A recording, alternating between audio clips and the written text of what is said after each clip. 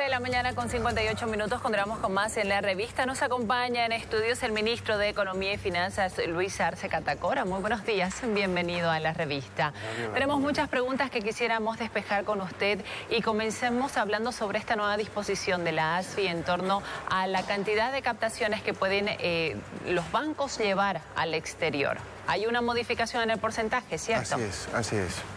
Bueno, todo esto empieza, Gabriela, cuando yo me reuní en el mes de enero con el sistema financiero, atendiendo y escuchando sus requerimientos. Uno de ellos era que no tenían suficiente liquidez en el sistema para poder prestar en créditos productivos, crédito de vivienda e interés social y el resto de los créditos que ellos hacen.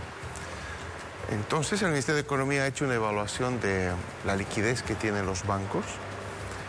Y hemos encontrado que de las captaciones que hacen de nosotros, Gabriela, de los dineros que tenemos depositado en los bancos, de toda la gente, ellos estaban llevando más del 25% en realidad en la práctica de las inversiones lo estaban haciendo afuera, en el exterior.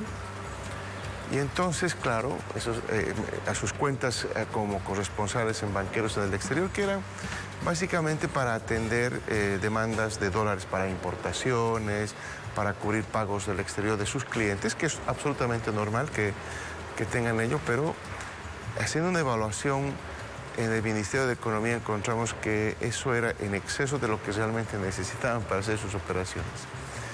Entonces, juntamente con el Banco Central y la ASFI, hemos sacado una disposición en la línea que pedía el sistema financiero de tener más liquidez, de disminuir el máximo monto de inversión en el exterior del 25% al 15%, lo que significa que los bancos van a tener que traer recursos acá, porque tienen en exceso afuera para cubrir sus operaciones normales y con ese 15% es más que suficiente, por lo que hemos visto, para poder atender esos requerimientos. ¿Eso han corroborado los bancos? ¿Han dicho que no va a haber problemas o temen algún tipo de desequilibrio en sus cuentas? No, así es, se les ha explicado la semana anterior, antes de sacar la medida a ellos, y no ha habido ningún problema. Más bien he visto declaraciones muy acertadas por parte de la gente de ASOBAN aprobando esta medida, porque esto no es solamente la medida que menciona. Adicionalmente,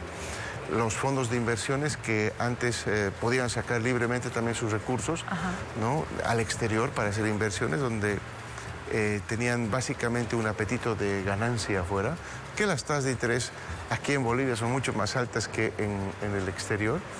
No tenían justificativo. Hemos aplicado para los fondos de inversiones también esta medida. Y más todavía, Gabriela, hemos aprobado y hemos lanzado la anterior semana no solamente estos dos elementos, que significa que los bancos y los fondos de inversiones van a tener que traer dinero acá para poder prestar en el sistema, sino que el Banco Central de Bolivia, en otra medida que hemos complementado, va a poder participar en el mercado de valores comprando y vendiendo títulos en el mercado secundario y en este caso a objeto de introducir liquidez en la economía.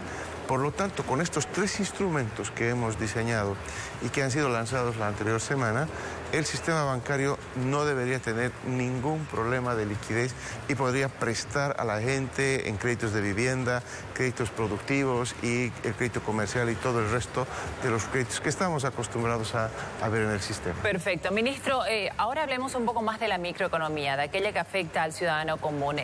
Tengo entendido que el consumo en restaurantes y supermercados ha bajado el 2018 drásticamente a comparación de hace 5 años, por ejemplo. Quería saber qué razones hay para aquello y qué piensa hacer el gobierno al respecto. Bueno, mire, en realidad tenemos un incremento realmente importantísimo en la facturación de restaurantes y de supermercados, que son las dos facturaciones que nosotros hacemos un seguimiento muy pormenorizado. Y eso que estamos hablando de los lugares de consumo donde se factura, únicamente donde se factura. Los supermercados se facturan porque en la Ramada y en otros mercados, por ejemplo acá en Santa Cruz no hay factura, pero igual la gente sigue yendo a comprar sus cosas ahí. ¿Pero no han bajado las ventas, no, el comercio? No, ha sido un ritmo importante de crecimiento, ¿no? El año pasado, por ejemplo, tanto en restaurantes como en supermercados hemos tenido tasas de crecimiento positivas. Y eso es muy importante porque nos está diciendo que el modelo continúa funcionando, porque gran parte de ello se basa en ello. Ahora, lo que sí estamos nosotros un poco preocupados es que el control que tenemos tal vez de facturaciones en algunos restaurantes no está siendo el mejor, porque hay muestras claras de que ese consumo continúa vigente, ¿no?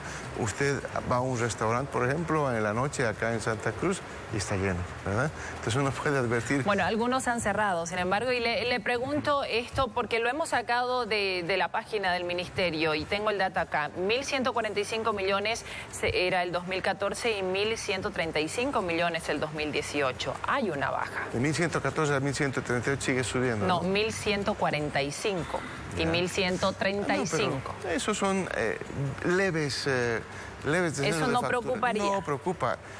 Mire, ¿cuánto estaba? No sé si tiene ahí la cifra, Gabriela, ¿cuánto estaba el año 2005 el consumo en los restaurantes? No pasaba de los 600 millones. Bueno, pero en la gestión de este gobierno ha habido... Ha habido un incremento sustancial.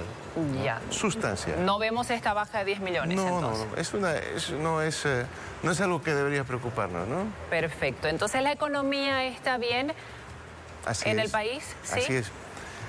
¿Para todos? Claro que sí, porque en realidad cuando hablamos de agregados macroeconómicos, en realidad es la suma de los agregados de los pequeños, o sea, de la microeconomía se agrega y llega a la macroeconomía. Los indicadores que tenemos son muy buenos. Pese a esto que acababa de mencionar de la liquidez, los créditos en el sistema financiero han continuado subiendo. Los depósitos de la gente en el sistema financiero han continuado subiendo. La inflación está absolutamente controlada, como lo conocemos. Está en 1,5, tengo entendido, 1,51 ¿no? cerramos el año pasado. Y a propósito de este dato importante, ¿cuánto debería ser, según su opinión, de economista, ministro de Economía, el incremento salarial este año? Si la inflación fue 1,5, los empresarios piden 2. Así es. Comencemos por ahí. Bueno, este año está, yo creo, hay más convergencia en los criterios tanto del empresariado como de la Central Obrera Boliviana. La Central Obrera está pidiendo 10, 15. 5,5%. 5,5 está pidiendo la Central Obrera. Es lo que dicen los medios de comunicación. No hemos recibido el comunicado oficial, que todos los años recibimos el pliego petitorio de la Central Obrera. Y en ese pliego, bueno, cuando lo recibamos vamos a poder ver lo que realmente va a plantear, pero las declaraciones de algunos dirigentes han ido en ese sentido. Y esto, en 11 años y medio que me tocó manejar el Ministerio de Economía, he podido ver que ahora sí hay más convergencia que divergencia. ¿Y usted a qué lado se acercaría más, al 2% o al 5,5%? Bueno, yo soy mucho más cauto en ese sentido.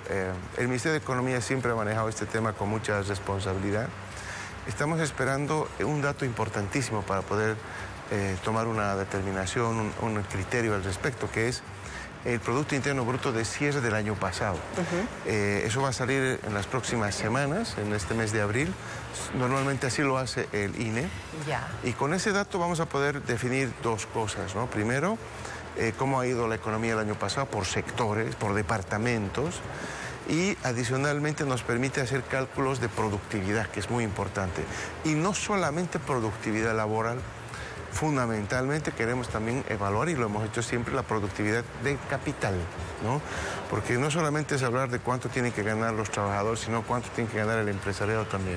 Pero no tiene una cifra todavía. No, ¿Estaría en medio de esas dos, más cerca de los empresarios, más cerca de los trabajadores? Yo no me animaría a dar una cifra en este momento sin antes ver estos números que acabo de mencionar.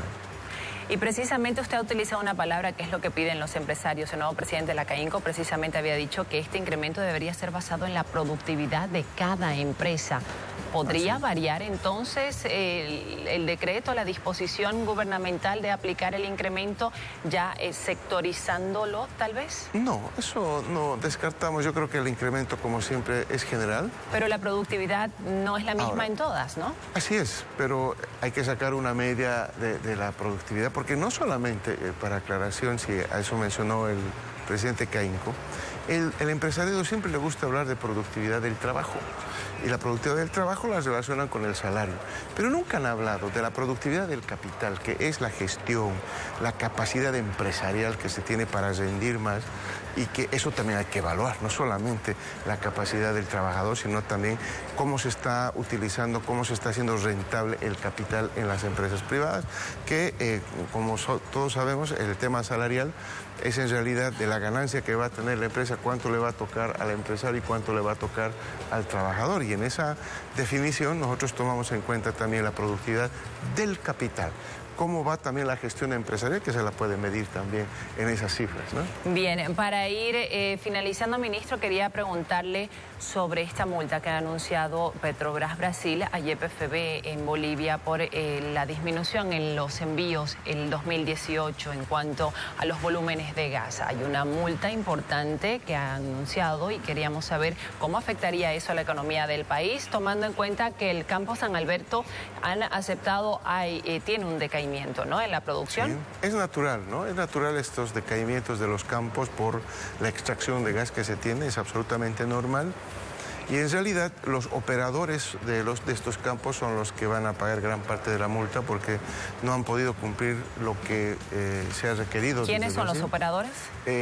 Bueno, ahí puede estar Petrobras, puede estar... Petrobras Bolivia va a pagar la multa a Petrobras Brasil. Tiene que pagar así porque son los que no han cumplido. Pero no es que el campo se está secando finalmente. Bueno, es que tienen que hacer inversiones. Hay una serie de inversiones que se pueden hacer para hacerlos algo más productivos, los campos. Eso se hace en todo el mundo, no solamente Entonces no va a salir de las arcas del Estado esa multa. No, mayoritariamente tiene que salir de Petrobras Bolivia. Algo pagará los socios que están operando en el campo este. Pero, en definitiva, el efecto que nosotros vamos a ver de esto es un pago de reservas internacionales, porque los dólares van a salir del Banco Central, ¿no?, para pagar al exterior, y eso sí va a sentir el Banco Central disminuyendo y mostrando menores cifras de reservas internacionales. Pero se va a exigir una mayor inversión a Petrobras Bolivia, entonces. Bueno, eso es lo que le corresponde a YPFB, ¿no?, hacer el reclamo correspondiente para que estos campos puedan hacer inversiones adicionales, mejorarlos, etcétera, para poder generar la cantidad necesaria para exportación. Muchísimas gracias, ministro, por esta entrevista. Continuamos con más, un consejo.